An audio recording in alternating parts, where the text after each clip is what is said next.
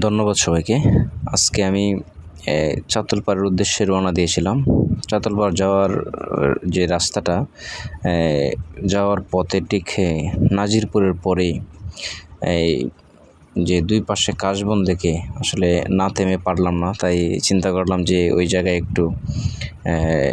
একটু থেমে যাই এবং এই জায়গার দৃশ্যটা, দুপাশে কাশবন যে কাউকে আকর্ষণ করবে এবং এর পাশ দিয়ে বয়ে গেছে মেঘনা নদী এবং এতই সুন্দর যে জায়গাটা আসলে যে কারো মন আকর্ষণ করবে। তাই আপনাদের সময় সুযোগ হলে এখানে আসতে পারেন। এটা বাঙ্গালপাড়া ইউনিয়নে অবস্থিত এবং বাঙ্গালপাড়া ইউনিয়নের প্রায় একদম শেষ প্রান্তে, যে গ্রামটার পরে আপনার যে ব্রাহ্মণবাড়িয়া জেলার চাতলপাড় ইউনিয়ন। তাই সবাইকে ধন্যবাদ। আপনাদের সময় সুযোগ থাকলে আপনারা এখানে ঘুরতে আসতে পারেন।